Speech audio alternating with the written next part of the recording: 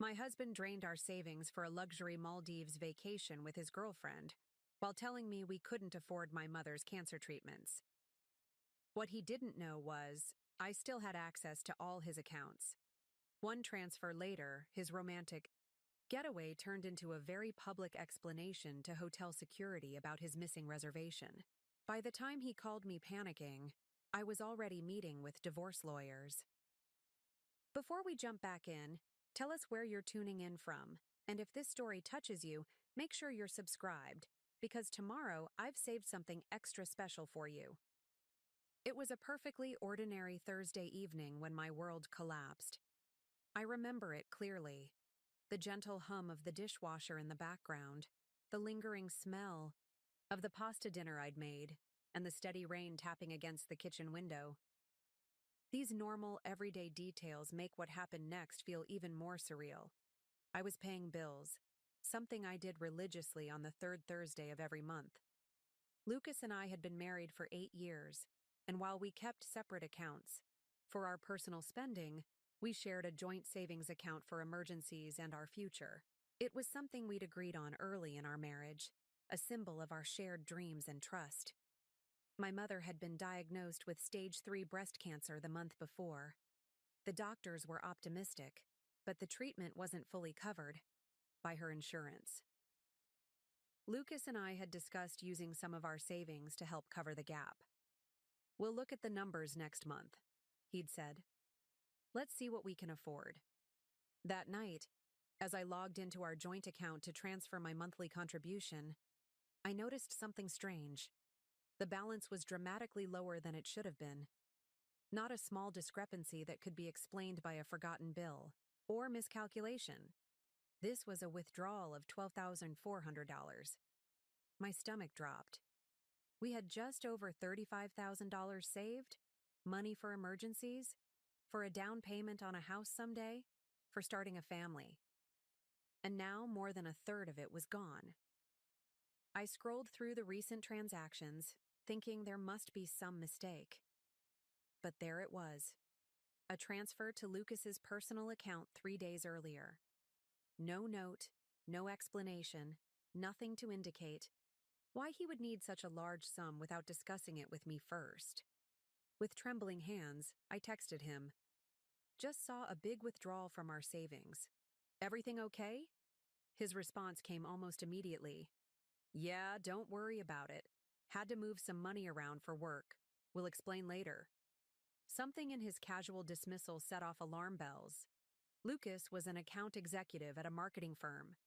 There was no reason he'd need to move money around for work, especially from our personal savings.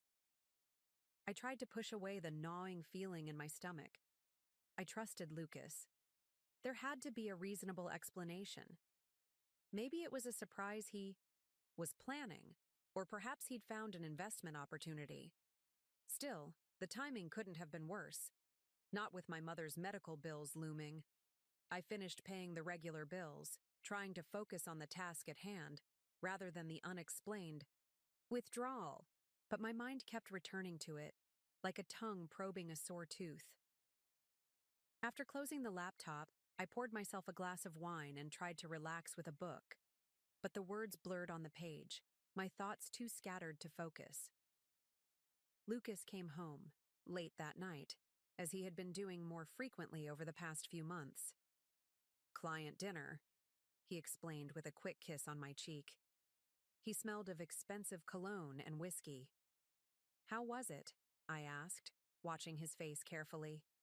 "Productive," he said with a shrug, loosening his tie.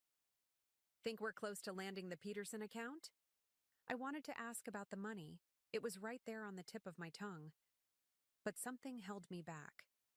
His slightly glassy eyes, the way he avoided looking directly at me, the unusual stiffness in his movements. Instead, I said, "I talked to Mom's doctor today. They want to start treatments next week. We need to figure out how we're going to help with the costs." Lucas's shoulders tensed visibly. "Kelly, we discussed this. I'm not sure we can swing it right now. Money's tight with the market the way it is. Her insurance should cover the basics." But what about the experimental treatment her oncologist recommended? The one with the higher success rate? Insurance won't touch that, and it could make all the difference. He sighed, the sound heavy with impatience. Look, we have to be realistic here. We can't just throw money at every problem. We have our future to think about too. The words hit me like a physical blow. My mother's life, potentially the difference between life and death, was being dismissed as throwing money at a problem. And this from the man who had just withdrawn over $12,000 without a word of explanation. What about the money you took from our savings? I asked, my voice surprisingly steady, despite the anger rising in my chest. That's a lot. To move around for work. His expression shifted, almost imperceptibly. A flash of something, guilt, annoyance, crossed his face before settling back into careful neutrality. It's complicated, he said, running a hand through his hair.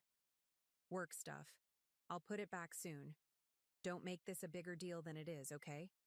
I'm exhausted and not in the mood for an interrogation. He walked past me toward the bedroom. Conversation effectively ended.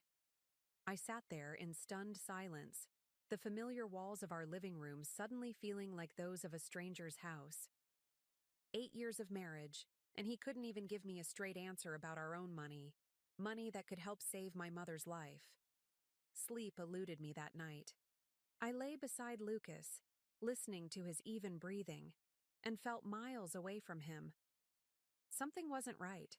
The withdrawal, his evasiveness, the late nights, all of it formed a picture I didn't want to see but couldn't ignore. Morning came, and, with it, a decision. I would find out what was going on, one way or another. I waited until Lucas left for work, kissing me distractedly on his way out the door as if nothing was wrong, as if he hadn't just prioritized some mysterious work thing over my mother's cancer treatment. Once he was gone, I sat down at my computer. Lucas and I had always been open with our passwords and accounts, not because we regularly checked up on each other, but because we'd never felt the need for secrecy. I navigated to his personal bank account, holding my breath as I typed in his password. What I saw there would change everything. The screen glowed before me, illuminating a truth I wasn't prepared to face. There it was in black and white. A transaction for $9,880 to Paradise Resorts Maldives, dated just 2 days after he'd withdrawn the money from our joint savings. Next to it was a smaller charge to an airline, 2 first-class tickets totaling $5,400. My hands began to shake. The Maldives. Lucas and I had talked about going there for years. Those iconic overwater bungalows, the crystal-clear turquoise water. It was supposed to be our dream trip, something we'd saved for to celebrate a major milestone together. And now he was going, but not with me. 2 tickets. 2 first-class tickets. The implications crashed over me in waves, each realization worse than the last. Lucas was planning a luxury vacation with someone else while telling me we couldn't afford to help save my mother's life. He had stolen from our future, from my future, to create memories with another woman. I don't know how long I sat there, staring at the screen as tears blurred my vision. Minutes, maybe hours. Time seemed to stretch and contract all at once. My chest felt hollow, as if something vital had been scooped out, leaving nothing but an aching emptiness in its place. I wanted to scream. I wanted to break things. I wanted to call him immediately and demand answers, to hear him try to explain away the inexplicable. But beneath the hurt and anger, another emotion was taking hold. A cold, clear determination. I scrolled through his transaction history, looking for more evidence. And there it was, a pattern of withdrawals and charges that told a story of their own. Dinners at expensive restaurants I'd never been to. A charge at Tiffany & Co. for $2,300. Hotel charges in the city where we lived. He hadn't even bothered to hide it well. How long had this been going on? How long had I been living with a stranger who wore my husband's face, The thought made me physically ill. Preparing and narrating this story took us a lot of time, so if you are enjoying it, subscribe to our channel. It means a lot to us. Now back to the story. I rushed to the bathroom and retched until there was nothing left inside me. When I finally stood up and looked in the mirror, I barely recognized the woman staring back at me. Her eyes were red-rimmed, her face pale and drawn with shock. But there was something else there too, a hardness that hadn't been there before, a resolve forming around the edges of her pain. I splashed cold water on my face and took a deep breath. Then another. The initial shock was giving way to something more dangerous. Clarity. I thought about my mother, fighting for her life while Lucas decided her treatment wasn't worth throwing money at. I thought about the years I'd spent supporting his career, moves, celebrating his successes as if they were our shared victories. I thought about the children we'd talked about having someday, when we were financially ready, all while he was spending our money on another woman. The pain was transforming, now crystallizing into something sharper, more focused. It wasn't just about the money or even the affair. It was about the casual cruelty of his choices, the calculated selfishness that allowed him to look me in the eye day after day while systematically betraying everything we'd built together. My phone buzzed with a text from Lucas. "Working late tonight. Don't wait up." I stared at the message, a bitter laugh escaping my throat. Working late. Of course. Another lie to add to the growing pile. I didn't respond. What could I possibly say? Enjoy your affair? How's the trip planning going? Does she know you're married? Instead, I set the phone down and returned to the computer. I began taking screenshots, downloading bank statements, creating a digital paper trail of his betrayal. I wasn't yet sure what I would do with this information, but some instinct told me to gather evidence, to protect myself. As I worked, a strange calm settled over me. The tears had stopped. The shaking had subsided. In their place was a focus, so intense it almost scared me. A single-minded determination to not be the victim of Lucas's story. He had made his choice. Now I would make mine. I thought about calling someone, my sister, my best friend, but the words died in my throat. How could I explain what I'd discovered? How could I admit that my marriage, which everyone thought was so perfect, had been built on lies? The humiliation burned almost as intensely as the betrayal. No, this wasn't something I could share. Not yet. First, I needed to figure out what to do next. I closed my eyes, trying to think through the fog of emotions. The Maldives reservation. I checked the confirmation emails in his account. The trip was scheduled for next week. He'd told me he had a business conference in Chicago, another lie in his growing collection. A thought formed, small at first, then expanding until it filled my mind with crystalline clarity. I still had access to all of his accounts. Our finances were still intertwined. And if he could make decisions about our money without consulting me, perhaps I could do the same. My fingers hovered over the keyboard. What I was considering crossed a line. But hadn't he already shattered every boundary between us? Hadn't he already turned our marriage into a zero-sum game where only one of us could win? I didn't want revenge. Not exactly. What I wanted was justice, balance, to reclaim what was rightfully mine. With steady hands, I began to explore my options. The joint savings account from which he'd stolen was in both our names. Legally, I had as much right to that money as he did. And his personal accounts. I had access to those too, not because I'd ever intruded before, but because we'd once trusted each other enough to share everything. That trust was gone now, obliterated by his choices. All that remained was the practical reality. I could see his money and I could move it. I looked at the calendar. The Maldives trip was in 6 days. The resort required full payment upon arrival. The airline tickets were already purchased. A plan began to form, not born from vengeance, but from a profound need to restore balance, to ensure that Lucas felt the consequences of his actions in the same way I was feeling them now. If he could use our money to betray me, I could use that same access to protect myself. I wasn't just a wronged wife. I was a woman with agency, with options. And for the first time since discovering his betrayal, I felt something other than pain. Power. Lucas and I met at a charity fundraiser 8 years ago. I was working for the nonprofit hosting the event, and he was there representing his company, a rising star in his marketing firm, charismatic and ambitious. When he approached me at the end of the night to compliment my work on the event, I was instantly drawn to his confidence, his easy smile, the way he seemed genuinely interested in everything I had to say. Our courtship was a whirlwind.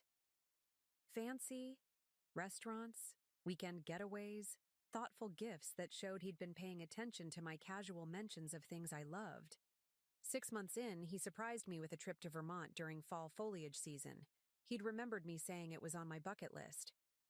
Standing among those brilliant red and gold trees, he got down on one knee and promised to build a beautiful life with me. "We're going to be unstoppable together, Kelly," he'd said, slipping the ring onto my finger. "You and me against the world." I believed him. God, I believed every word. The first 2 years of our marriage were everything I'd hoped. Before we moved into a charming townhouse, merged our finances, and started planning for the future. Lucas was supportive of my career at the nonprofit, even though it didn't pay nearly as well as his corporate job. "Do what you love," he'd insist. "I make enough for both of us." I remember the night we created our vision board together. Pictures of our dream house, the places we wanted to travel, even the number of children we hoped to have. We decided to start a joint savings account, our future fund, as Lucas called it. Every month, we'd each contribute a percentage of our income, watching with pride as the balance grew. "This is us building our dreams, brick by brick," he'd say as we updated our budget spreadsheet together. When I think back to those early days, it's hard to reconcile that man with the one who stole from our savings to take another woman to the Maldives. The changes were so gradual, I barely noticed them happening. It started around our 3rd anniversary. Lucas was passed over for a promotion he'd been certain was his. Something shifted in him after that rejection. A new edge to his ambition. A hunger that hadn't been there before. He started working longer hours, networking more aggressively. Weekend brunches with me were replaced by golf games with potential clients. Date nights became increasingly rare, canceled at the last minute for emergency meetings that couldn't wait. I supported him through it all, believing this was just a phase, a necessary sacrifice on the road to success. When he finally got a promotion the following year, I thought things would improve. They didn't. Instead, the goalposts seemed to shift. Now he needed to prove himself in the new position. Now there were bigger clients to land, more important connections to make. Our home became little more than a place where Lucas showered and changed clothes between work commitments. "This is for us," he'd say whenever I expressed concern about how little we saw each other. "I'm building security for our future." Meanwhile, that future kept getting postponed. When I brought up starting a family, something we'd planned to do by our 5th anniversary, Lucas had a new reason why now isn't the right time. First, it was the promotion. Then, it was waiting until he had established himself in the new role.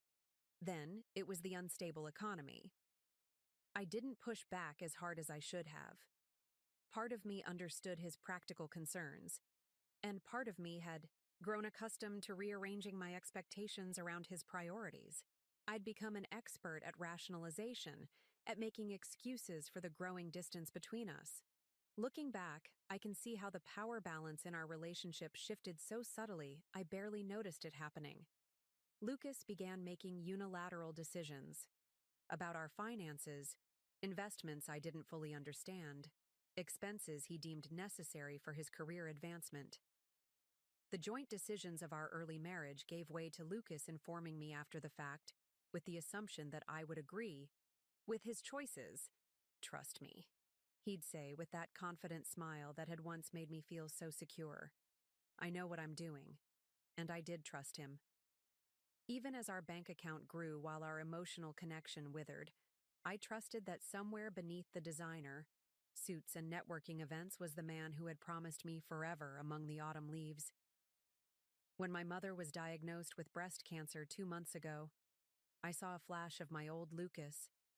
He held me while I cried, brought home my favorite takeout, sat with me as I researched treatment options. For a moment, I thought this crisis might bring us back to what mattered: family, love, being there for each other.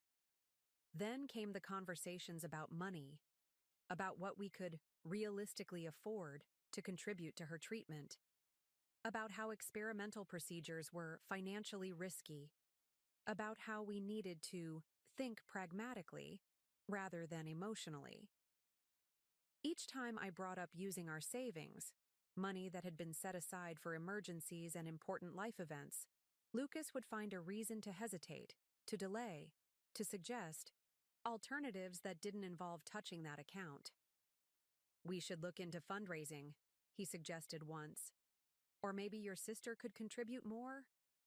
My sister, a single mother of two working as a teacher. The suggestion was so tone-deaf, it left me speechless. Still, I never suspected he was saving that money for something else, someone else. I never imagined he would look at our joint savings and see not our shared future, but a way to finance his betrayal. The night before I discovered the truth, we'd had dinner together, a rare occurrence that I'd been pathetically grateful for. Lucas had been distracted, checking his phone repeatedly, but I'd chosen to ignore it, to focus instead on having his attention for a few precious hours. "I talked to Mom's doctor again," I'd said carefully, aware of how tense our conversations about her treatment had become. "He really thinks this new protocol could make a difference. The success rates are promising." Lucas had nodded, his expression sympathetic but distant. "I know you want to do everything possible, Kelly, but we have to be smart about this. Let's see what standard treatments can do first before we start looking at options insurance won't cover." "But what if waiting means losing our window of opportunity?" I'd asked, fighting to keep the desperation out of my voice. "What if—" "Kelly," he'd cut me off gently but firmly. "I understand this is emotional for you. But sometimes we have to accept that throwing money at a problem doesn't always solve it." Throwing money at a problem? As if my mother's life was just a problem to be managed, a line item in our budget to be assessed for its return on investment. I remember going to bed that night feeling guilty for pushing, for making Lucas uncomfortable, with my persistence. I remember wondering if I was being unreasonable, if my emotional connection to the situation was clouding my judgment. Now, sitting in front of the computer with evidence of his deception glowing on the screen, those doubts evaporated like morning mist. This wasn't about pragmatism or financial responsibility. This wasn't about protecting our future. This was about Lucas choosing himself and another woman over everything and everyone else. Over my mother. Over me. Over the vows he'd made. The history of our relationship unfurled before me like a map, showing not the path I thought we'd been on, but the one Lucas had actually been carving, away from me, toward whatever and whoever served his desires in the moment. 8 years of memories suddenly looked different through the lens of his betrayal. Every late night. Every business trip. Every time he'd shut down conversations about our future with practical concerns about money. How much of it had been real? And how much had I simply wanted to believe? As I sat there piecing together the evidence of Lucas's double life, memories began flooding back. Moments I'd dismissed, red flags I'd rationalized away. The signs had been there all along, waving frantically in my face while I deliberately looked the other way. 6 months ago, Lucas changed his phone password. We'd always known each other's codes, not because we snooped, but because we had nothing to hide. When I asked about it casually, he'd shrugged and said, Too many client confidentiality issues with my phone now. Corporate policy. I believed him without question. Then there was the new cologne, an expensive brand I'd never smelled on him before. When it appeared on our credit card statement, I mentioned that I hadn't seen the bottle at home. "It's at the office," he explained smoothly, "for late meetings when I need to freshen up." Again, I accepted the explanation, ignoring the voice in my head that whispered, "Since when does Lucas care about freshening up for work meetings?" There were other changes too, subtle at first, then increasingly obvious. The new workout regimen that had him at the gym 4 mornings a week. The sudden interest in his wardrobe, replacing perfectly good clothes with more expensive versions. The mysterious weekend work retreats that he could never quite describe in detail afterward. "Just boring corporate stuff," he'd say with a dismissive wave. "You wouldn't have enjoyed it." Looking back, I could see how strategically he'd built his deception, constructing it piece by piece while I stood by and watched. Convincing myself these changes were just part of his professional evolution. How willfully blind I had been. And then there was Taylor. I'd met her at Lucas's holiday office party last December. Tall, confident, with a sharp laugh that carried across the room. She was new to the marketing team, Lucas explained, a rising talent he was mentoring. I noticed how she touched his arm when she laughed at his jokes, how her eyes lingered on him a beat too long. But I'd pushed away my discomfort, telling myself I was being paranoid, that professional relationships could look overly familiar to outsiders. "Taylor's been a huge asset to the team," Lucas had said on the drive home.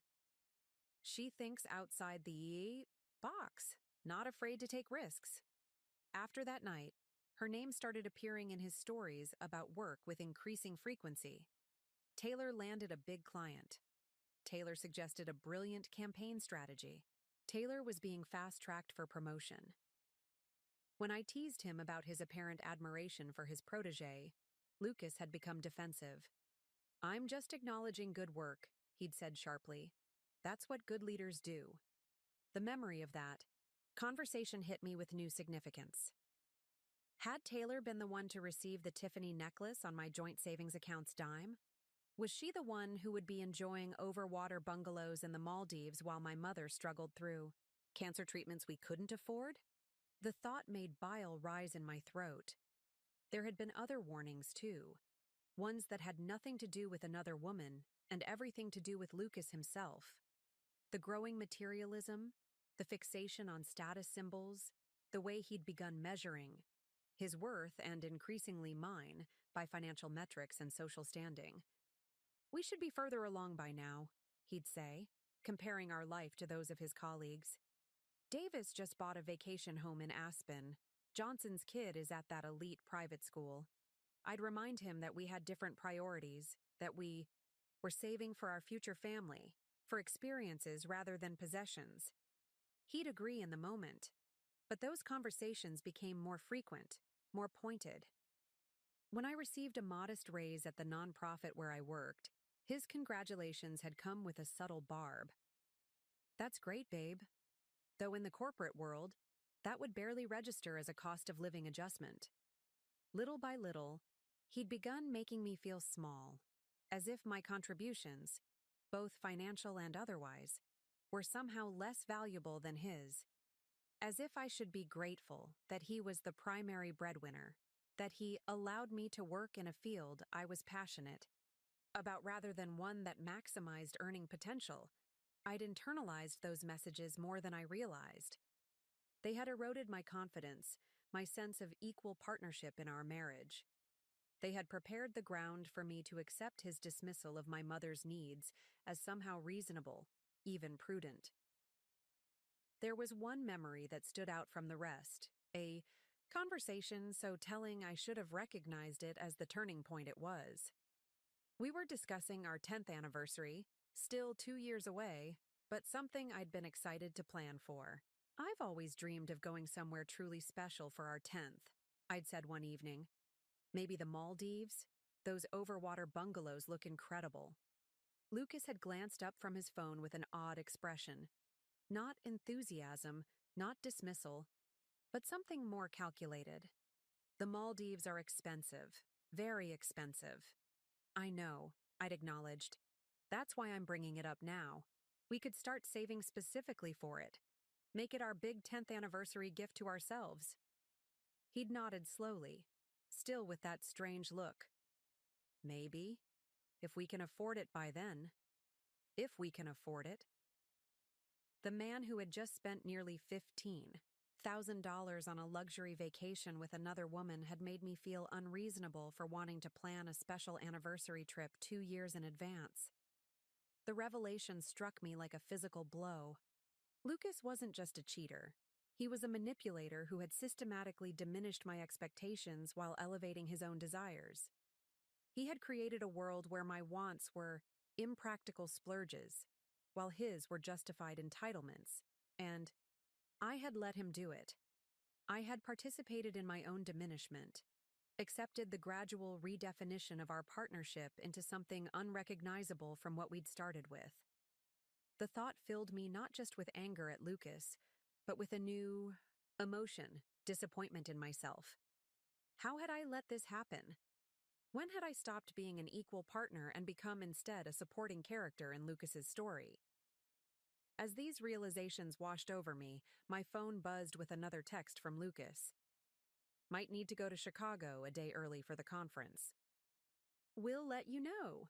Chicago, the business conference that was actually a romantic getaway to the Maldives. Another lie, so casually delivered. I set the phone down without responding, a strange calm settling over me. The time for denial had passed.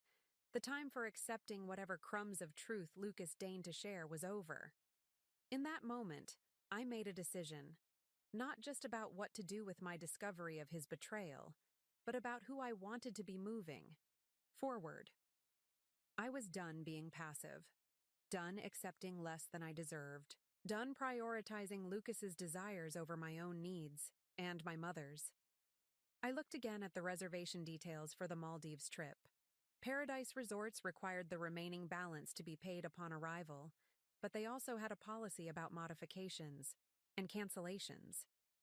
All changes had to be made at least 72 hours before check-in. Lucas and his girlfriend would be arriving in just under a week, which meant I had 3 days to decide exactly how I wanted to handle this situation. 3 days to reclaim my power. 3 days to ensure that Lucas understood what it felt like to have the rug pulled out from under him. Whatever I decided, one thing was certain. I would no longer be the woman who looked the other way, the woman who made excuses for her husband's behavior, the woman who doubted her own worth, that Kelly was gone, and she wasn't coming back. I slept surprisingly well that night, a deep, dreamless sleep that seemed to draw a line between who I had been yesterday and who I was becoming today. When I woke, the crushing pain I had expected was replaced by something different, a cold, clear purpose that sharpened my thoughts and steadied my hands. Before Lucas left for work, I played my part perfectly. I smiled over coffee, asked about his day ahead, mentioned that I'd be visiting my mother at the hospital. Not a word about what I knew, not a flicker of the rage and betrayal churning beneath my calm exterior. I'll be home late again, he said, straightening his tie in the hallway mirror. Presentation for the Williams account tomorrow. No problem, I replied, impressed by my own steady voice. I've got plenty to keep me busy. He kissed my cheek, the casual, distracted kiss of someone going through the motions, and headed out the door. I watched him drive away, wondering if he was texting Taylor already, coordinating details for their upcoming getaway. The thought should have devastated me. Instead, it hardened my resolve. I gave myself 1 hour to feel everything, to cry, to scream into a pillow, to let the full weight of his betrayal crash over me. 60 minutes to mourn the death of my marriage, the loss of the future I had believed in. Then I dried my tears, washed my face, and got to work. First, I called my mother's oncologist. Without mentioning the specifics of my situation, I asked about payment plans for the experimental treatment, about timelines and success rates. The doctor was clear. While no outcome was guaranteed, patients who began this protocol earlier had significantly better responses. Waiting even a month could make a crucial difference. If financial concerns are the primary obstacle, he said gently, I'd encourage you to explore all options. This treatment shows considerable promise for cases like your mother's. All options. The words echoed in my mind as I hung up the phone. Lucas had removed certain options from the table, deemed them too expensive while simultaneously spending a small fortune on his affair. But he wasn't the only one who could make financial decisions. Not anymore. Next, I called Olivia, my closest friend since college and, conveniently, a divorce attorney. I need to meet with you, I said when she answered. Professionally, not socially. There was a pause on the other end. Kelly? What's going on? I'll explain everything in person, but I need to know my options. All of them. As soon as possible. To her credit, Olivia didn't press for details. She cleared her schedule for lunch, and 3 hours later, I was sitting in her office, laying out everything I had discovered. The missing money, the Maldives reservation, the pattern of deception. Olivia listened without interruption, her professional mask slipping only occasionally to reveal flashes of outrage on my behalf. When I finished, she leaned back in her chair and took a deep breath. Okay, first things first. Documentation. We need to preserve all evidence of his financial infidelity before he realizes you know and tries to cover his tracks. She walked me through the process. What to save? How to save it? What additional information I should try to gather? Then she turned to the more complex questions. About the money, she said carefully. Legally, you have every right to access your joint savings account. That money belongs to both of you, but his personal accounts are more complicated. I'm not planning to empty his accounts, I assured her, though the thought had certainly crossed my mind. I just want what's fair. What's mine? Fair and legal aren't always the same thing, Olivia cautioned. I understand the temptation to take action, especially given the circumstances with your mother's treatment. But we need to be strategic here. We spent the next hour discussing options, potential pitfalls, and the likely timeline for divorce proceedings. By the time we finished, I had a clear understanding of the road ahead, and it wasn't going to be quick or easy. One last thing, Olivia said as I gathered my things to leave. As your friend, not your lawyer, are you sure this is what you want? No chance of reconciliation? I considered the question seriously. Was there any version of the future where I could forgive Lucas, rebuild trust, move forward together? He chose a luxury vacation with his girlfriend over my mother's cancer treatment, I said finally. Even if I could forgive the affair, I can't forgive that calculation. That level of selfishness. He showed me exactly who he is and what matters to him. Olivia nodded, understanding in her eyes. Then we'll make sure you come out of this with what you deserve. I left her office feeling both lighter and heavier. Lighter from having shared my burden. Heavier from the knowledge that my marriage was truly over, that the painful process of disentangling our lives was just beginning. As I drove to the hospital to visit my mother, a plan began to take shape in my mind. Not just for the legal separation, but for something more immediate. Something that would ensure Lucas felt the consequences of his actions in a tangible, unmistakable way. My mother was having a good day when I arrived. The chemotherapy hadn't robbed her of her sharp wit or her uncanny ability to read my mood. Something's happened, she said as soon as I sat beside her bed. Tell me. I hesitated. She was fighting her own battle. Did she need the added stress of mine?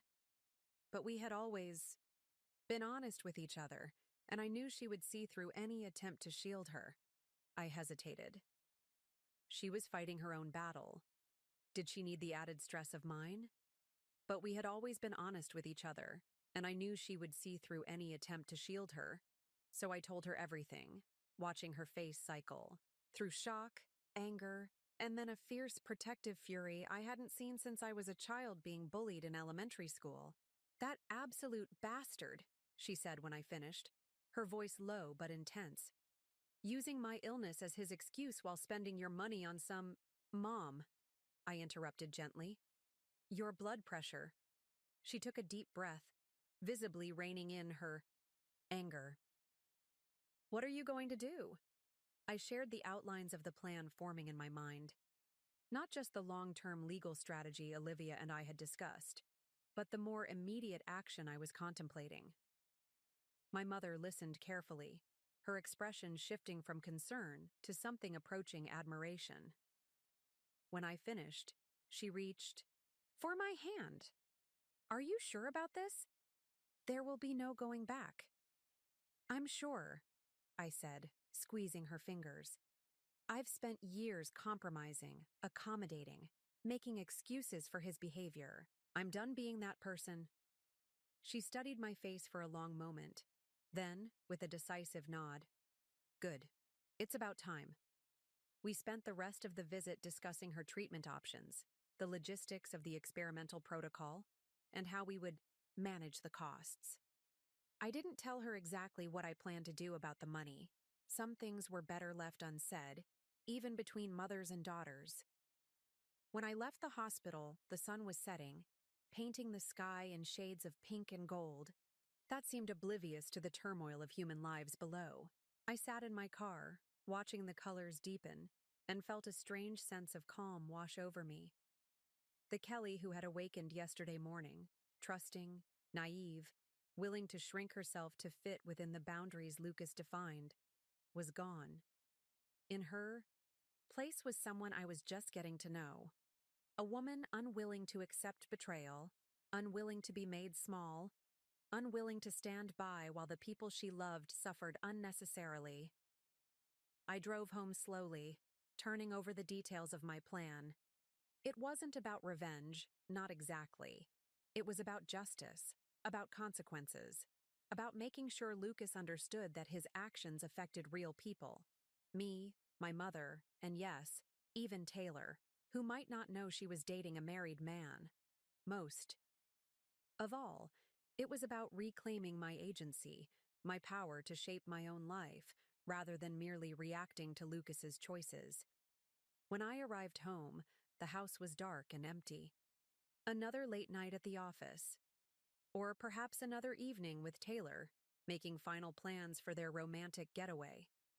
The thought no longer devastated me. It strengthened my resolve. I settled at the kitchen table with my laptop, took a deep breath, and began implementing the first phase of my plan. It was time to ensure that Lucas's carefully constructed house of lies came crashing down around him, and I knew exactly where to start. The next morning, I moved with a sense of purpose. That felt almost foreign after months of uncertainty and compromise. Lucas had already left for work, earlier than usual, with a mumbled excuse about a breakfast meeting. I waited until I heard his car pull away, then set my plan in motion. First, I called my bank and scheduled an appointment with a financial advisor for that afternoon. Then I created a new email account, one Lucas had no knowledge of, and began the process of establishing my financial independence. I redirected my next paycheck to a new account under my name only, updated contact information on my personal credit cards, and made a list of all the automatic payments that would need to be transferred. These practical steps were necessary groundwork, but they weren't the heart of my plan. That would come next. I logged into our joint savings account, the one Lucas had rated for his romantic getaway, and transferred $15,000 into my new personal account. Not the entire balance, just slightly more than what he had taken. Enough to cover my mother's initial treatment costs, with a small cushion for emergencies. Was it petty to match his withdrawal almost to the dollar? Perhaps, but there was a symmetry to it that felt right. He had prioritized his desires over my mother's health. I was simply rebalancing the scales. Next came the more delicate part of the plan. I logged into Lucas's personal account, the one containing the money he had transferred from our savings, the one that would be funding his Maldives vacation. I didn't empty it. I didn't even take most of it. What I did was more surgical, more precise in its impact. I found the pending reservation at Paradise Resorts Maldives and studied the details. The remaining balance, just over $8,000, was to be paid upon arrival. The reservation included a romantic over-water villa, champagne service, couples massages, and a private sunset dinner on the beach. All for Mr. and Mrs. Lucas Whitaker. A detail that made me wonder if Taylor knew she was posing as me, or if Lucas had simply used our married status for convenience. Either way, it was time to make some adjustments. I called the resort directly, using the confirmation number from Lucas's email. When the cheerful reservations agent answered, I adopted my most polite, slightly apologetic tone. "Hi there, this is Kelly Whitaker. My husband made a reservation for next week, but we need to make some changes."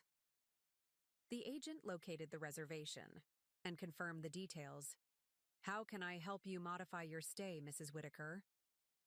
"Unfortunately, my husband will no longer be able to join for the trip," I explained, letting a note of disappointment creep into my voice. "So I'll be traveling alone and would like to switch to a smaller villa." "I'm so sorry to hear that," the agent said with practiced sympathy. "We do have garden villas available which are perfect for solo travelers. Would you like me to make that change for you?" "That would be wonderful," I agreed. "And could you please update the reservation to be under my name only, Kelly Whitaker?" After confirming a few more details and adjusting some of the couple's activities to solo experiences, I had successfully transformed Lucas's romantic getaway into my personal retreat. The new arrangement also reduced the total cost by nearly $4,000, money that would remain in Lucas's account, untouched by me. I wasn't stealing from him. I was simply ensuring that the vacation he had planned with our joint savings would benefit me instead of his mistress. The moral calculus seemed fair, even if the legal ground was somewhat murky. With the reservation modified, I moved to the next phase. I found the airline confirmation for the 2 first-class tickets and noted the details. Lucas and Taylor Morgan, so that was her full name, departing next Tuesday. I called the airline, once again presenting myself as the person handling travel arrangements.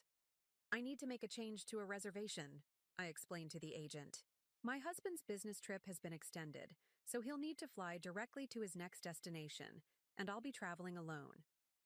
The agent was accommodating, canceling Lucas's ticket and converting the credit to a voucher in his name, which I knew would be automatically emailed to him. I kept Taylor's ticket intact, with one critical change. I switched her seat to economy class and applied the fare difference to upgrade my own seat to first class. Again, I wasn't taking his money. I was simply rearranging the experience he had, purchased with our joint funds. The reservation would still be there, the flights would still be available. But the romantic couple's vacation he had planned would be transformed into something quite different. As I worked, I felt a strange combination of emotions. Satisfaction, certainly, but also a deep sadness for what these actions represented. I was dismantling the future Lucas had planned, just as he had dismantled the future we had promised each other. There was no joy in it, only a grim determination to ensure that his betrayal carried consequences he couldn't simply charm or lie his way out of. By noon, the modifications were complete. Lucas's perfectly planned romantic getaway now existed, in a form he wouldn't recognize, and wouldn't discover until it was too late to fix. The airline voucher would alert him that something had changed, but the resort confirmation would still show an active reservation, just with modified details he wouldn't see unless he checked specifically. I closed my laptop and took a deep breath, examining my feelings. Was this wrong? Was I stooping to his level? The question troubled me enough that I called Olivia for a quick consultation. "You've created a paper trail showing you had access to these accounts all along, with his knowledge," she reminded me after I explained what I'd done. The money from the joint account is legally as much yours as his. The modifications to the reservations are in a gray area, but you haven't stolen anything. You've simply changed plans he made using your joint resources. And the practical impact? I asked. He'll be furious, Olivia said bluntly. But it gives us leverage. It shows you're not going to be passive in this process. Just be prepared for the fallout. The fallout. Yes, there would certainly be that. Lucas would not take this quietly. His carefully constructed plans disrupted, his deception exposed. But for the first time in a long time, I wasn't afraid of his reaction. I wasn't worried about keeping the peace, about being reasonable, about accommodating his needs and desires at the expense of my own. I spent the rest of the afternoon at the bank, securing my financial future as best I could in the short term. I explained enough of my situation to ensure the advisor understood the urgency without sharing the humiliating details of Lucas's infidelity. By the end of the meeting, I had a clear plan for the coming months, a financial bridge to carry me from this marriage to whatever came next. On my way home, I stopped at the hospital again. My mother was sleeping when I arrived, the harsh chemicals, fighting her cancer taking their toll on her energy. I sat beside her bed, watching the steady rise and fall of her chest, and made a silent promise. She would get the treatment she needed. I would make sure of it, with or without Lucas's support. As I sat there, my phone buzzed with a text from Lucas. Dinner meeting just came up. Don't wait up. Another lie. Another evening spent with Taylor, perhaps. Or maybe just another excuse to avoid coming home to a marriage he had already abandoned in all but name. I didn't respond. There was nothing left to say. Instead, I took my mother's frail hand in mine and whispered the truth we both needed to hear. We're going to be okay. Both of us. And for the first time since discovering Lucas's betrayal, I actually believed it. For the next 3 days, I maintained a perfect facade. I made dinner, asked about Lucas's day, and pretended everything was normal. Meanwhile, I continued quietly preparing for the storm I knew was coming. I gathered important documents, secured copies of financial records, and met again with Olivia to finalize our strategy. Lucas remained oblivious, too absorbed in his own deception to notice mine. He continued coming home late, texting about work emergencies, and mentioning his upcoming Chicago conference with practiced casualness. Each lie strengthened my resolve. Each fabrication confirmed I was making the right choice. I'll be leaving. Tuesday morning, he reminded me on Monday night as we prepared for bed. Back Sunday evening. I've got the itinerary somewhere if you need it. Don't worry about it, I replied with a smile that didn't reach my eyes. I'll be fine on my own. He nodded, relieved by my apparent disinterest, and turned his attention back to his phone. Texting Taylor, no doubt, with last-minute plans for their getaway. Tuesday morning arrived bright and clear. Lucas left early for his flight to Chicago, kissing me goodbye with a tenderness that now felt like another lie. I watched him drive away, knowing that the next time I saw him, everything would be different. I had taken the day off work, partly to visit my mother, but mostly to be available when reality finally caught up with Lucas. The airline would have sent him the notification about his changed ticket, but if he was like most people, he'd only glance at the confirmation time and flight number without reading the details. The real shock would come at the airport. At 10:47 a.m., exactly 17 minutes after his scheduled departure time, my phone rang. Lucas's name flashed on the screen. I took a deep breath and answered. Hello? What the hell did you do? His voice was tight with barely controlled fury. I'm not sure what you mean, I replied calmly. Don't play games with me, Kelly. He was practically hissing now. My ticket was canceled and converted to a voucher, and Taylor's been downgraded to economy. The agent said the changes were made by my wife. How interesting, I said. my voice remaining steady despite my racing heart. Your wife modified the tickets for your business trip to Chicago? That seems odd, doesn't it? There was a moment of stunned silence on the other end. Then, you know? Yes, Lucas. I know everything. About Taylor. About the Maldives. About how you stole from our savings to fund your romantic getaway while telling me we couldn't afford my mother's cancer treatment. I can explain? I'm sure you can. I cut him off. You've always been good at explanations, at justifications, at making yourself the hero of every story. But I'm not interested anymore. Where's Taylor? He demanded, changing tactics. What did you tell her? I didn't tell her anything, I said truthfully. Her ticket is still valid, just not in first class anymore. Whether she chooses to use it is up to her. I could almost hear his mind racing, calculating how to salvage the situation. Always the strategist, my husband. The resort reservation, he said suddenly. What did you do to that? Nothing drastic, I assured him. It's still there, just modified slightly. You might want to check the details. I heard muffled sounds, as he presumably pulled up the confirmation on his phone. Then a string of curses that would have shocked me once, before I knew who he really was. You changed it to your name, he said incredulously. You canceled my access to the villa. You used our joint savings the way it was meant to be used, I finished for him. For something important, not for cheating on your wife. This is insane, Lucas sputtered. You can't just... I'll call the resort. Fix this right now. You could try, I conceded. But the reservation is now under my name only, and I've added special instructions that any changes must be verified with me directly. Plus, I believe Taylor is standing right there with you, probably wondering what's happening. Are you going to explain it all to her now? In the middle of the airport? Another silence, this one longer and heavier. I could picture him standing, there, trapped between fury and calculation, between the lie he'd constructed and the truth now crashing around him. Kelly. His voice had changed, softened into the persuasive tone he used to close difficult deals. Look, I know you're upset. You have every right to be. But we should talk about this in person. Let me come home and we can— No, I said firmly. There's nothing to talk about. Not anymore. What about our marriage? He asked, a note of desperation creeping in. 8 years, Kelly. You're throwing away 8 years over one mistake?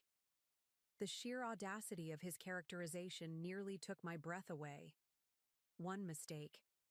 As if the calculated deception, the financial theft, the callous disregard for my mother's health could be reduced to a single moment of poor judgment.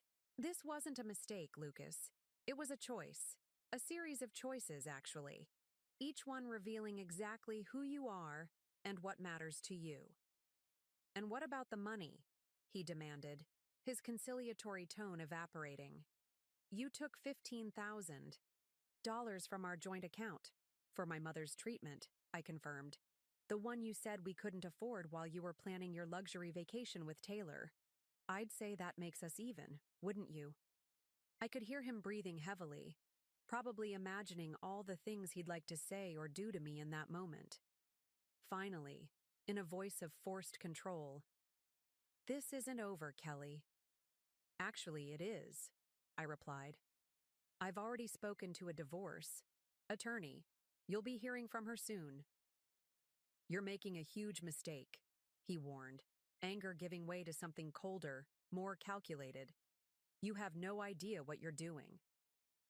For the first time in a long time, I know exactly what I'm doing, I told him. Goodbye, Lucas. I ended the call before he could respond, my hands trembling but my resolve intact. I had expected to feel vindicated after this confrontation, perhaps even triumphant. Instead, I felt oddly hollow, as if I'd just closed a book I'd been reading, for years, one whose ending had disappointed me deeply.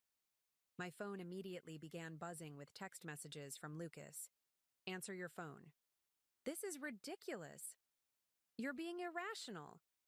We need to talk about this like adults. I silenced the notifications and set the phone aside. There would be more messages, more calls, more attempts to regain control of the situation.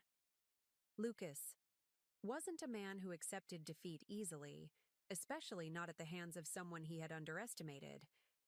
But I had anticipated this. Olivia had prepared me for the likelihood that once confronted, Lucas would cycle through various tactics: anger, manipulation, attempts at reconciliation, threats, bargaining. The key was to remain firm, to not engage beyond what was absolutely necessary. I had done what needed to be done. I had reclaimed what was mine, not just the money, but my sense of agency, my right to make decisions about my own life and my mother's care. The rest would unfold as it would, regardless of Lucas's efforts to rewrite the narrative. My phone rang again, this time with an unfamiliar number. I hesitated, then answered. "Is this Kelly?" A woman's voice, tense and uncertain. "Yes," I replied cautiously. "Who's this?" "This is Taylor. Taylor Morgan." A pause. Then, "Lucas's colleague." The euphemism almost made me laugh. Colleague? Is that how he had described their relationship to her? "Hello, Taylor," I said, keeping my voice neutral. "I'm guessing Lucas suggested you call me." "No, he doesn't know I'm calling," she said quickly. "He's arguing with the ticket agent, trying to fix our flights. I just need to know what's going on. He said there was some kind of misunderstanding with his wife about a work trip, but something doesn't feel right." The hesitation in her voice, the careful way she was choosing her words. Suddenly I understood. She didn't know, or at least she wasn't certain. "Taylor," I said gently, "I think you and I might have been told very different stories about this trip." "What do you mean?" "Lucas is my husband," I said plainly. "We've been married for 8 years, and the trip to the Maldives wasn't a work trip. It was paid for with money from our joint savings account. Money that was supposed to help. With my mother's cancer treatment." There was a sharp intake of breath on the other end. Then silence. I waited, giving her space to process what I'd just revealed. "He told me he was separated," she finally said, her voice small. "That the divorce was being finalized. That his ex, that you, were making things difficult about money." "He told me he was separated," Taylor had said, the words hanging between us like a dense fog. "That the divorce was being finalized." Another lie. Another person manipulated by Lucas's web of deception. I felt a surprising surge of compassion for this woman I had imagined as my enemy just hours before. "We're not separated, Taylor," I said gently. "At least we weren't until today. There's no divorce in progress. And from what I can see in our accounts, the two of you have been seeing each other for at least 6 months." I heard a shaky exhale on the other end of the line. 8 months, she corrected quietly. "We've been together 8 months. 8 months." The revelation hit me harder than I expected. While I'd been caring for my mother through her diagnosis, while I'd been working overtime to contribute more to our savings, Lucas had been building a parallel life with another woman. "I'm so sorry," Taylor continued, her voice steadier now. "I had no idea. I mean, I had suspicions sometimes, things that didn't quite add up. But he always had explanations, and I wanted to believe him." "I understand," I told her. And I did. Hadn't I also chosen to believe Lucas's explanations? To ignore the warning signs? To trust him despite mounting evidence that something was wrong? He's very convincing. "What happens now?" she asked. "With the trip? With everything?" "That's up to you," I replied. "Your ticket is still valid, just not in first class. As for the resort, I've changed it to my name. I'm planning to use it. Actually, you're still going to the Maldives?" The surprise in her voice was evident. "Yes," I said, surprising myself with the certainty in my voice. "I need some time away to think, to plan my next steps. And after what Lucas did, I think I've Earned a vacation, don't you? A startled laugh escaped her. I guess you have. We spoke for a few more minutes, sharing details of Lucas's deceptions that confirmed he had been playing us both. By the time we ended the call, I felt an unexpected sense of solidarity with Taylor. We had both been victims of the same man's manipulation, both been drawn in by his charm and confidence, both chosen to ignore red flags because we wanted to believe in the version of Lucas he presented to us. As I hung up, my phone immediately lit up with more messages from Lucas, increasingly desperate, increasingly angry. I silenced it again and turned my attention to packing. I had a flight to catch. The next 5 days were transformative in ways I couldn't have anticipated. While Lucas bombarded me with calls, texts, and eventually emails, all unanswered, I was floating in turquoise waters, soaking in the sun, and discovering parts of myself I had forgotten existed. I spent my mornings watching the sunrise from my garden villa's private deck, journaling my thoughts and feelings as they emerged. I dedicated my afternoons to exploring the island, snorkeling in vibrant coral reefs, and trying activities I'd always been curious about, but never prioritized. In the evenings, I dined alone, but not lonely, savoring exquisite meals while planning my new future. Each day brought increased clarity.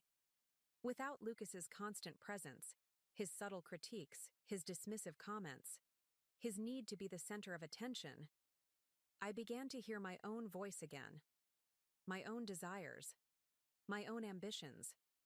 I remembered the woman I had been before our marriage, confident, independent, with dreams that extended beyond supporting someone else's career. Somewhere along the way, I had allowed those parts of myself to be diminished, convinced that compromise meant surrendering my own identity to preserve Lucas's ego. On my third day in paradise, I received an unexpected message from Taylor. I didn't go to the Maldives, obviously, and I'm not seeing Lucas anymore. Just wanted you to know that I confronted him with everything after our call. He tried to spin more lies, but I wasn't having it. You deserve better. We both do. I sent back a simple, thank you, with a heart emoji, touched by her solidarity and her decision to break free from Lucas's manipulation. There was a strange comfort in knowing I wasn't alone in being deceived, in falling for the carefully crafted persona Lucas had perfected over the years. By the time I returned to the resort after a guided kayaking excursion on my 4th day, I had made some crucial decisions. I contacted Olivia from my villa, the sound of waves crashing outside my window, a soothing counterpoint to the serious legal discussion. I want to proceed with the divorce as quickly and cleanly as possible, I told her. No reconciliation, no counseling, no second chances. Are you sure? Olivia asked. Lucas has been calling my office daily, insisting that this is all a misunderstanding, that he wants to work things out. I'm sure, I said firmly. The man I married doesn't exist, Olivia. Maybe he never did. I need to move forward. We discussed strategy, how to protect my interests, how to ensure my mother's care remained funded, how to disentangle my life from Lucas's with minimal drama. By the end of the call, I had a clear roadmap for the coming months. Next, I called my mother's oncologist and scheduled the experimental treatment to begin the following week. The cost was significant, but with the money I'd reclaimed from our savings, it was manageable. The doctor was cautiously optimistic about her chances, especially now that we weren't delaying for financial reasons. We'll fight this together, I promised my mother when I called to tell her the news. No more waiting, no more compromises. I'm proud of you, she said softly. For taking control, for standing up for yourself. Your father would be proud too. Her words brought tears to my eyes. My father had passed away 5 years earlier, a kind, principled man who had adored my mother until his last breath. How different from the husband I had chosen. How had I missed the contrast for so long? On my final day in the Maldives, I took a solo sunset cruise around the island. As the sky exploded in shades of orange and pink, I reflected on the journey that had brought me here, not just physically to this paradise, but emotionally to this place of strength and self-discovery. I thought about the money Lucas had stolen from our savings, intended for this very vacation with another woman. In a strange way, his betrayal had become a gift, the catalyst for my awakening, for reclaiming my power, for rediscovering the woman I had been and could be again. The Kelly who had discovered Lucas's deception just a week ago would have been devastated by the end of her marriage.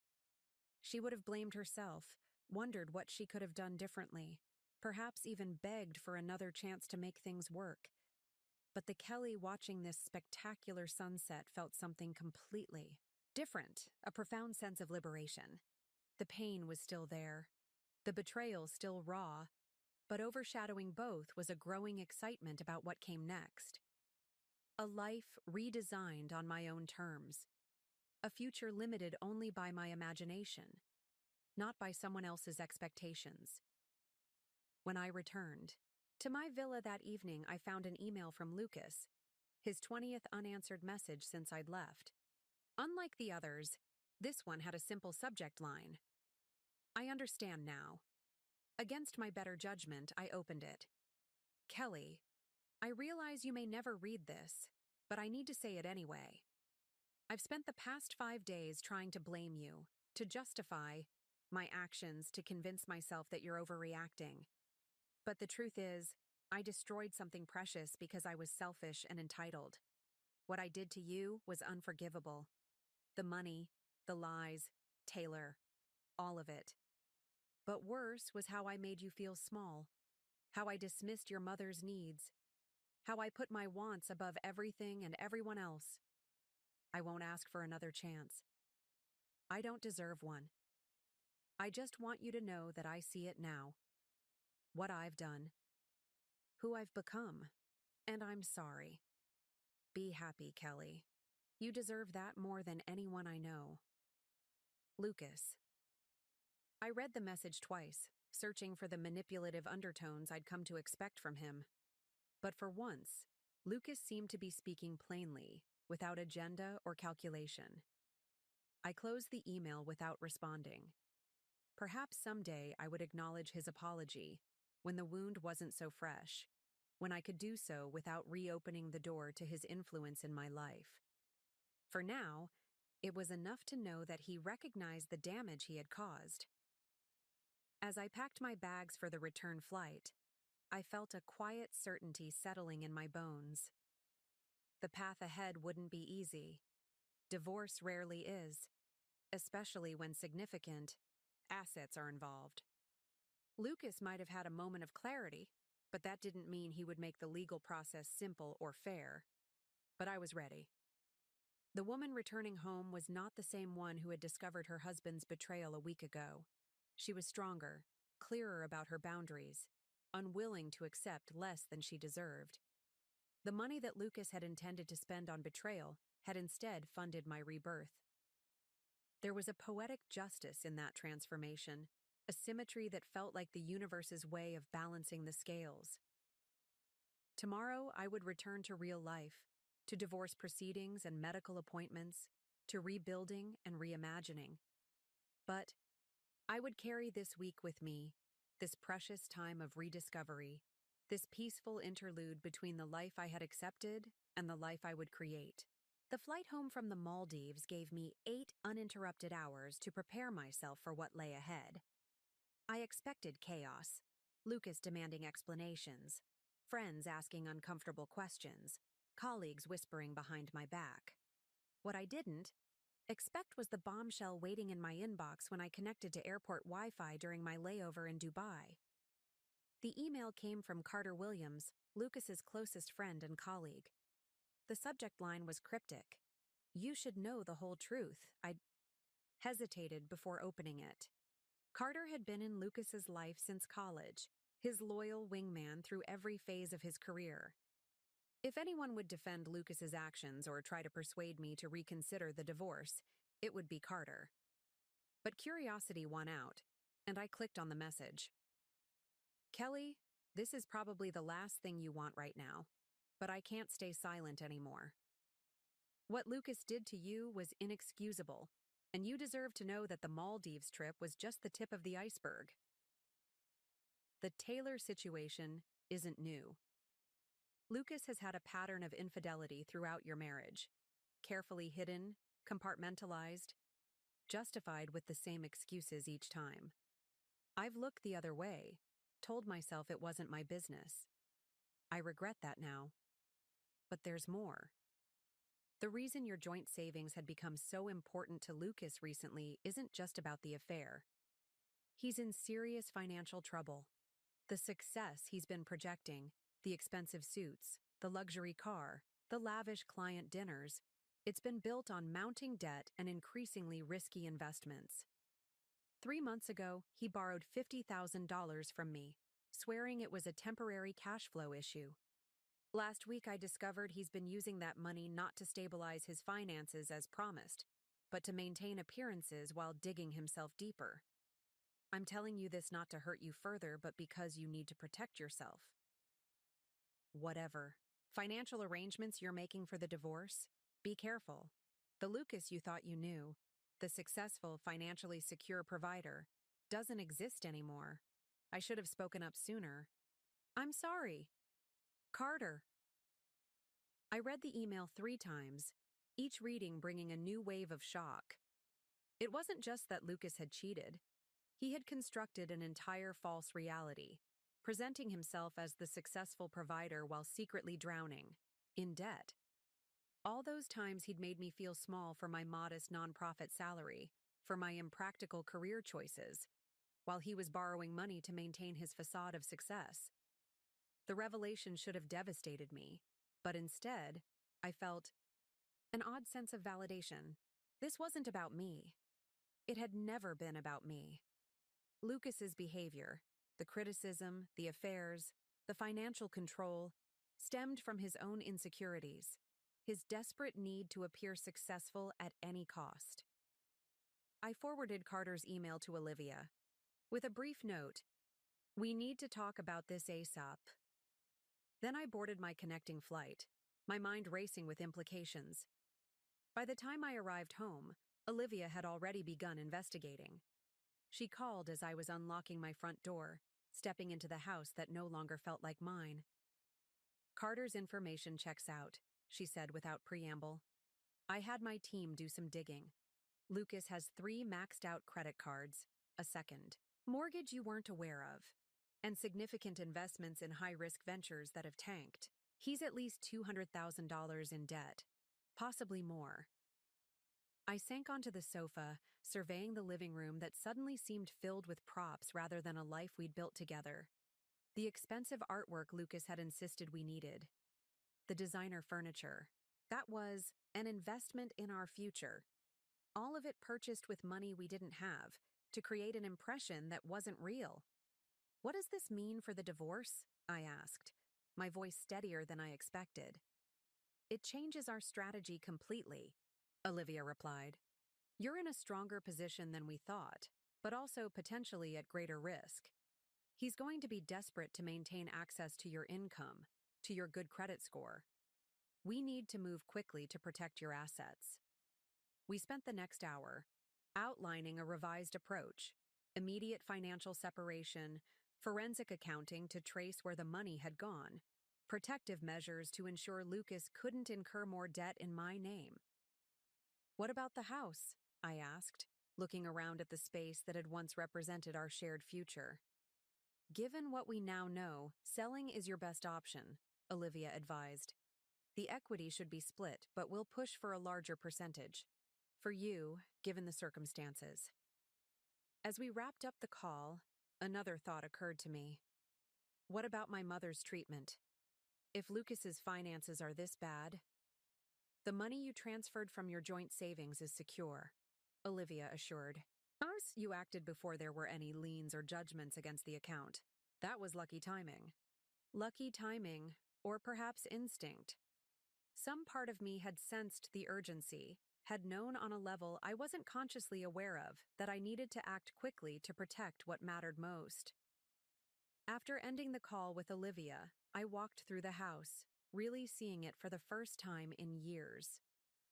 The carefully curated space told the story of the people Lucas wanted us to be, not who we actually were. The formal dining room we rarely used. The home office furnished with an antique desk that cost more than my first car. The guest bedroom, decorated for visitors who never came.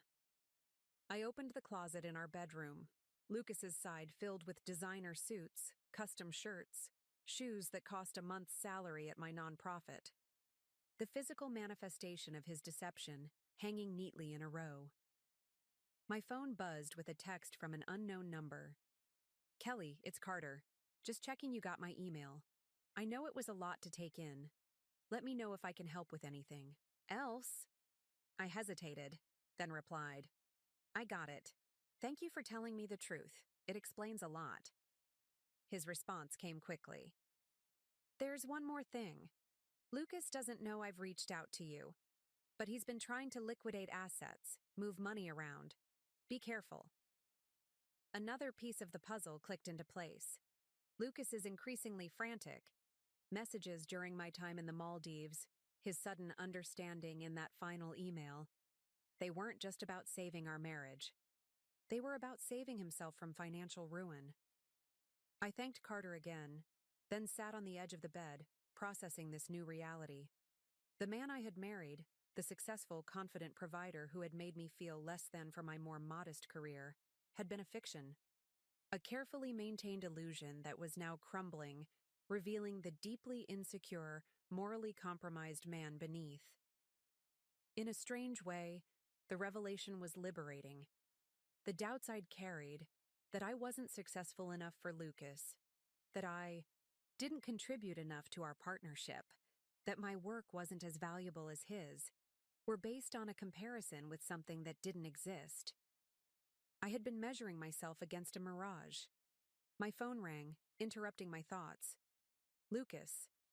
After a week of ignoring his calls, I decided to answer. It was time to face reality. All of it. Kelly. His voice was carefully controlled, the confident, business tone he used when trying to manage difficult situations. "I'm glad you picked up. We need to talk."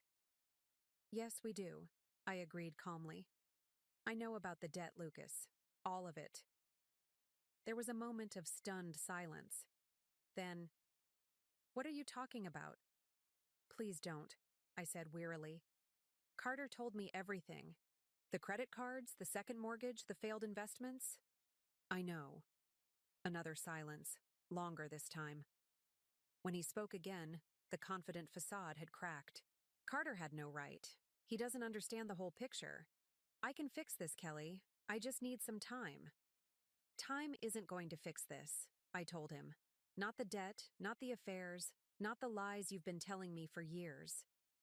"Affairs?" His voice rose sharply. "Taylor was a mistake, yes. But—" "Stop lying," I interrupted. "I know about the others, too." A heavy exhalation on the other end of the line. "Kelly, please. I know I've made mistakes, serious ones, but we can work through this together. We've built a life. We've built a house of cards," I corrected him. "And it's collapsing, Lucas. I'm not going to be buried in the rubble with you." "What do you want?" he asked, defeat creeping into his voice. "Money? The house? What will it take to fix this?" "It can't be fixed," I said simply. "But it can be ended cleanly. Olivia will be contacting your lawyer with terms. I suggest you cooperate." "And if I don't?" A hint of the old Lucas emerged, calculating, looking for leverage. "Then everyone will know," I said quietly. "Your clients, your colleagues, your family, everyone will know that the successful Lucas Whitaker is drowning in debt, cheating on his wife, and using other people's money to fund his lifestyle. Is that what you want?" The threat hung between us, not delivered with malice, but with the simple clarity of truth. Lucas had spent years constructing his image, his reputation. It was the foundation of everything he valued. I'll cooperate, he said finally. But Kelly, I did love you. That part wasn't a lie. I considered his words, searching for the emotion I should feel. Anger, perhaps, or vindication.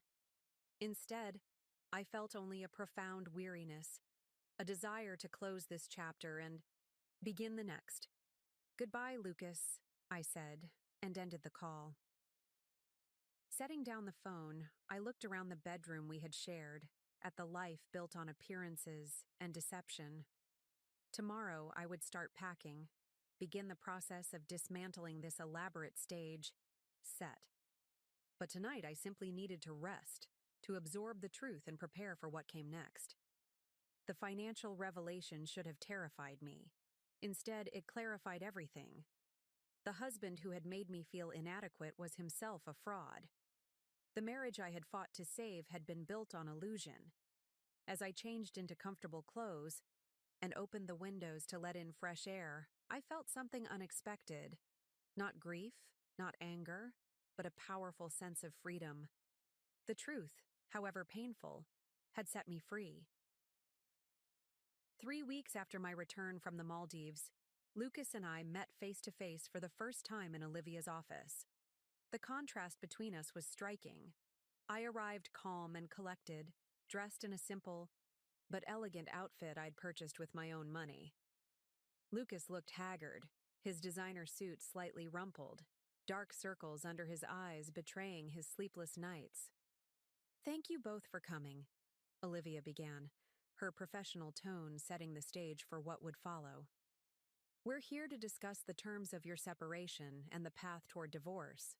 Lucas's attorney, a sharp-looking man named Ben who had reportedly built his career saving wealthy men from expensive divorces, nodded curtly. "We're prepared to be reasonable, but my client has some concerns about the preliminary terms you've sent over." I glanced at Lucas, who was studying his hands, avoiding my gaze.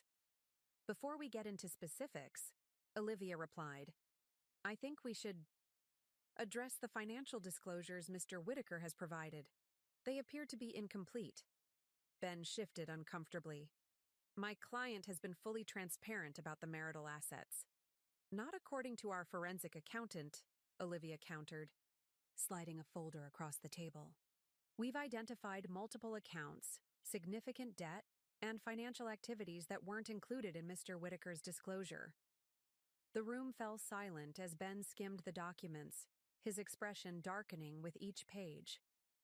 Lucas continued to stare at his hands, the confident, charismatic man I'd married nowhere to be found. "We'll need time to review these findings," Ben finally said. "Of course," Olivia agreed pleasantly. "But in the meantime, we'd like to discuss the house. Given Mr. Whitaker's financial situation, we believe the most prudent course is to sell it and divide the proceeds according to our proposed allocation." Lucas's head snapped up. "I'm not selling the house."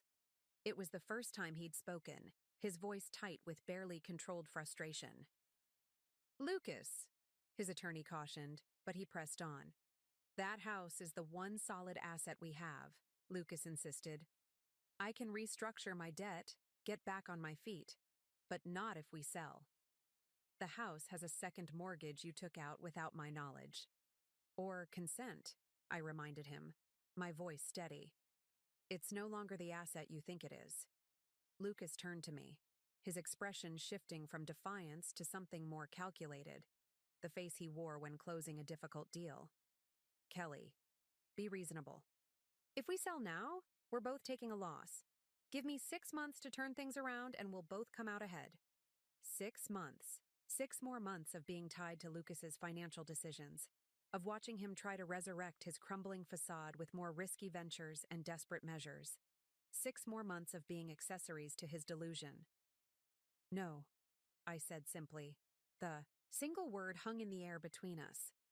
Lucas blinked, clearly not expecting such direct refusal. "No?" he repeated incredulously. "Just like that? 8 years of marriage? And you won't even consider what's best for both of us?" "I am considering what's best for both of us," I replied. "A clean break. financial separation, the chance to start over without the weight of each other's expectations or disappointments. This is because of the Maldives, he said, his voice hardening. You're punishing me for one mistake. I felt a familiar emotion rising, the need to explain, to justify, to make him understand. But this time I recognized it for what it was. The remnant of an old pattern where my feelings required validation from Lucas to be real. This isn't about punishment, I said instead.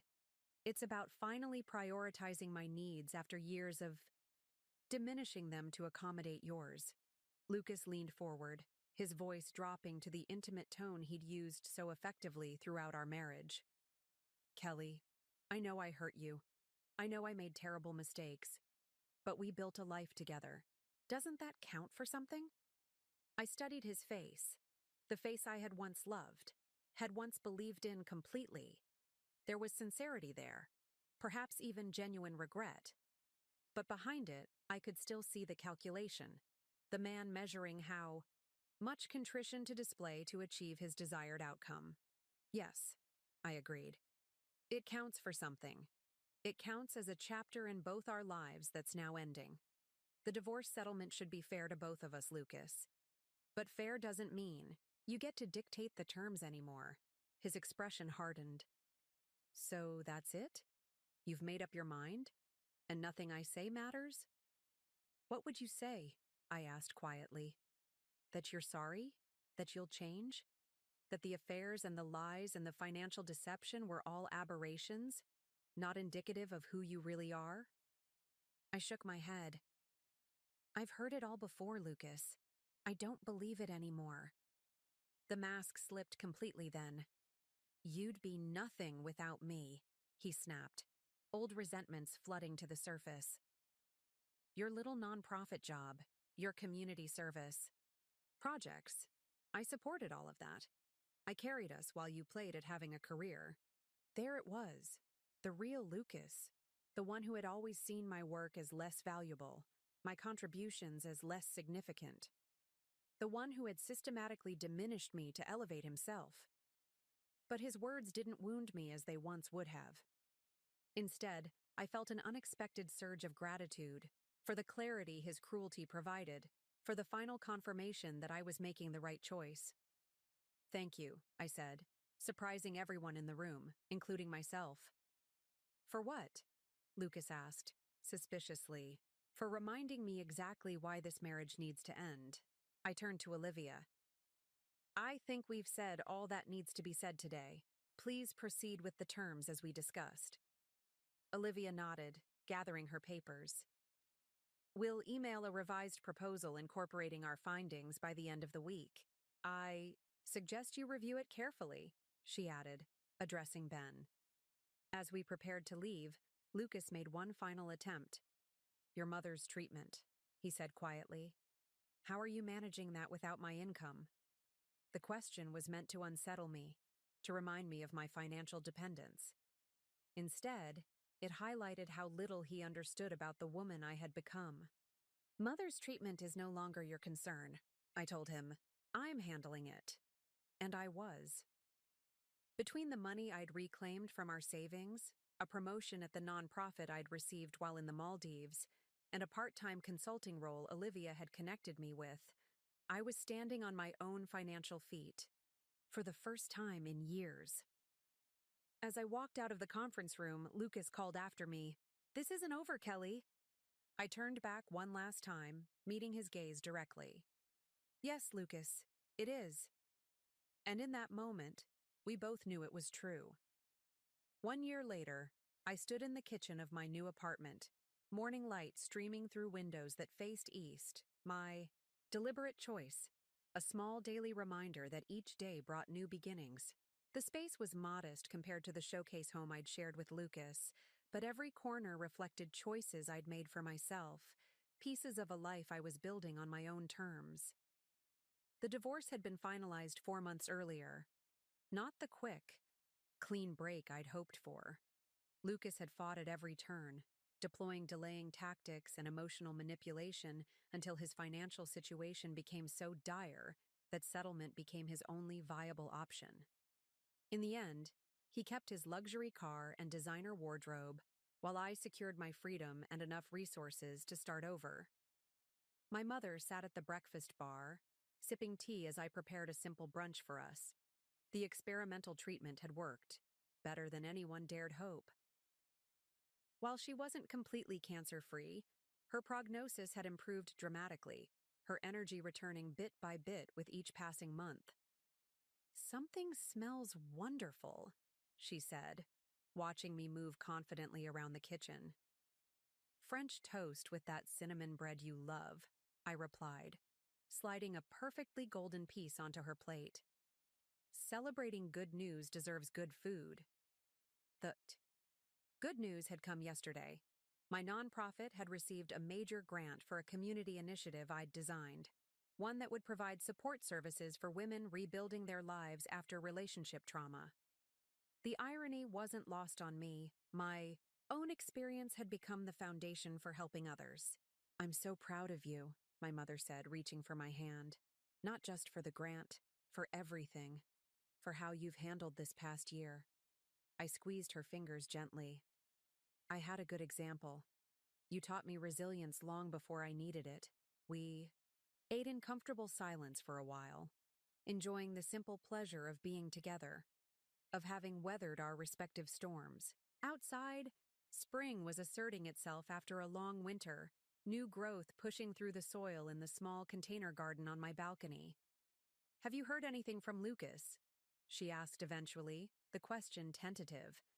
"Carter mentioned he's taken a job in Seattle," I said. "Apparently, he's telling everyone it's a fantastic opportunity, but the reality is he needed to escape his debt and start fresh somewhere new." I felt no bitterness as I shared this update, just a distant sense of recognition, as if discussing a character from a book I'd read long ago, rather than the man who had once been the center of my world. "Do you ever regret it?" my mother asked. "Not the divorce, but using the money the way you did? Going to the Maldives instead of just keeping it for the treatment?" The question made me smile. My practical, straightforward mother had been surprisingly supportive of my impulsive decision to reclaim the vacation Lucas had planned with Taylor. "Not for a second," I told her honestly. "That week changed everything for me. It wasn't just about spite or revenge, though I won't pretend those weren't factors. It was about proving to myself that I could take something meant to hurt me and transform it into something healing. And it had been healing. Those days of solitude and self-discovery, of reconnecting with parts of myself that had been dormant during my marriage. The woman who returned from that trip was fundamentally different from the one who had discovered her husband's betrayal. Stronger, clearer, unwilling to settle for less than she deserved. "The money was important for your treatment," I continued. "But that trip was essential for my treatment, for recovering from what Lucas had done to my sense of self." My mother nodded, understanding in her eyes. "Sometimes the most important journey isn't the one you take across the world, but the one you take back to yourself." "Exactly," I agreed. And I needed both. After brunch, we moved to the small balcony, enjoying the spring sunshine as we discussed plans for the coming months. The future, which had once seemed so frightening in its uncertainty, now felt full of possibility.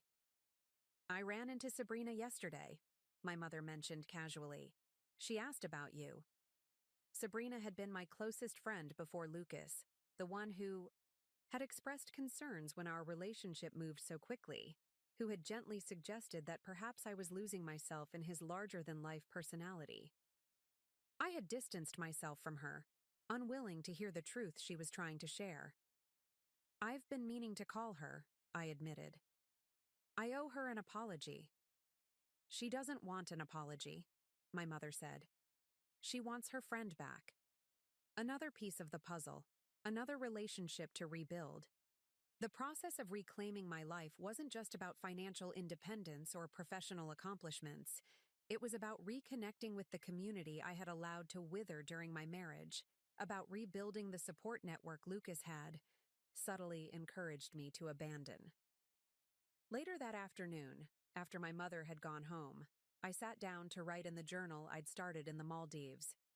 The practice had become a daily ritual, a way to process my evolving understanding of what had happened and who I was becoming in its aftermath. 1 year ago today, I discovered my husband had stolen from our savings to take another woman on a luxury vacation while refusing to help with my mother's cancer treatment. It should have been the worst day of my life. In many ways, it was. But it was also the beginning of something I couldn't have imagined then. A journey back to myself, to a life designed on my own terms rather than in response to someone else's expectations. What I've learned in this year of rebuilding: trust your instincts. They're usually right, even when your conscious mind isn't ready to accept what they're telling you. Financial independence isn't just about money, it's about agency, about the power to make choices based on your own values rather than someone else's priorities. The people who truly love you want you to be more of yourself, not less. They celebrate your growth rather than feeling threatened by it. Healing isn't linear. Some days you move forward, some days you slide back. Both are part of the process. And perhaps most importantly, you can't control what happens to you, but you can control how you respond. The same event that breaks you can be the one that ultimately remakes you, stronger, wiser, more authentically yourself than before. I closed the journal, feeling the familiar sense of peace that came with reflection. The pain of Lucas's betrayal hadn't disappeared entirely. I suspected it never would. But it had transformed into something different, something constructive rather than destructive. In using our joint savings to claim the vacation he had planned, with his girlfriend, I had done more than exact a measure of justice. I had taken the first step toward reclaiming my power, toward asserting that my needs and desires mattered as much as his. Everything that followed, the divorce, the career growth, the rebuilt friendships, the new apartment, flowed from that initial act of self-respect, that refusal to be diminished by someone else's selfishness. As the sun began to set, casting long shadows across my balcony garden, I felt a profound gratitude for the journey of the past year. Not because it had been easy, it hadn't, but because it had been mine. Every decision, every struggle, every triumph had been shaped by my own values, my own priorities, my own understanding of what mattered most. Lucas had spent years making me feel small, making me doubt my worth outside the context of our marriage. In the end, his greatest gift to me had been the crisis that forced me to discover just how capable I truly was on my own. The woman who had once feared being without him now knew a fundamental truth. She had never needed him to be complete. She had only needed to remember who she was, to reclaim the strength and clarity that had been hers all along. And that was a lesson worth every painful step of the journey. Up next, you've got 2 more standout stories right on your screen. If this one hit the mark, you won't want to pass these up. Just click and check them out. And don't forget to subscribe and turn on the notification bell so you don't miss any upload from us.